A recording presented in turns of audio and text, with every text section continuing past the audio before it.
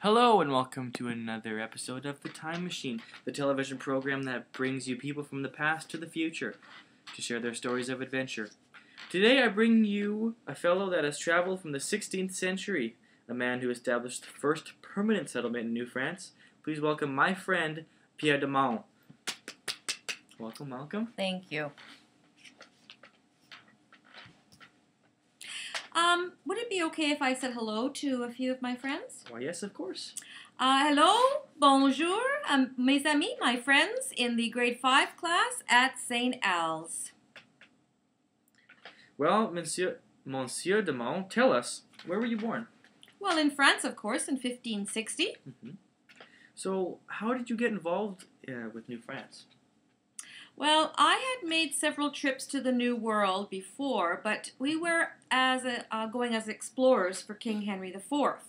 And then in the 1600s, the king became very interested in the New World for two reasons. So you mentioned two reasons. What were those two reasons? Well, he wanted to explore the land to see what kind of wealth it had and what we could take from it. He also wanted to start a new colony there. Wasn't there some kind of deal between you and King Henry? Yes.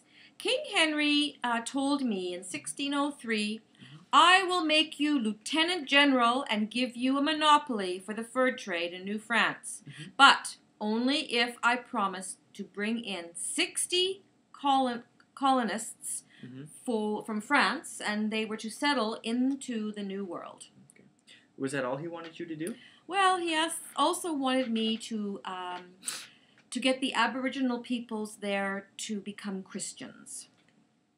So why did the king want you to have the monopoly on the fur trade?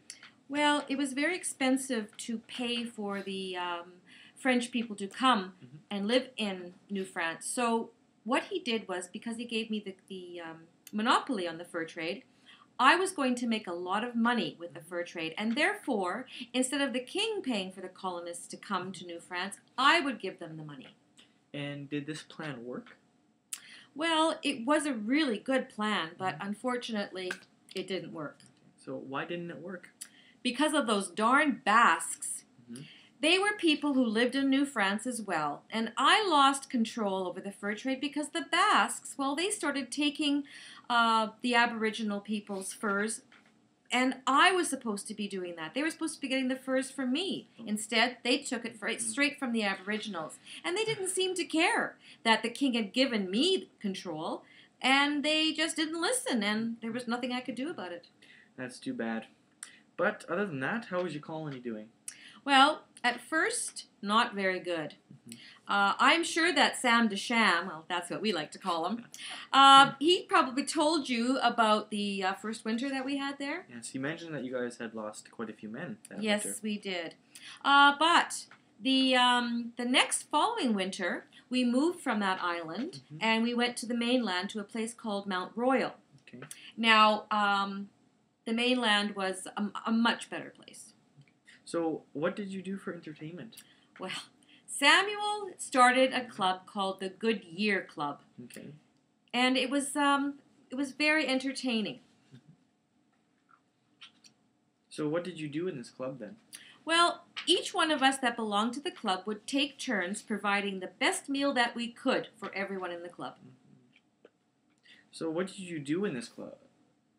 There it is. So, I'll go on to the next question and ask you, who was in the club? Well, there was Samuel, there was myself, there was a few other men, and some of the Aboriginal peoples of the Micmac. Oh, the natives of the land. Okay. They came and joined too. Okay. Did everything run smoothly then, is my next question. Well, yes, for a while, and then the king took away my monopoly. Why would he do that? Well, I had that deal with him, and I had made a promise that I would be this lieutenant governor of the New World, and I would bring 60 colonists a year to New France, and I just couldn't do it. There just wasn't enough people who wanted to come. But there was a Another aspect to that, was there not? Yes. Because I lost the monopoly, I had to return to France.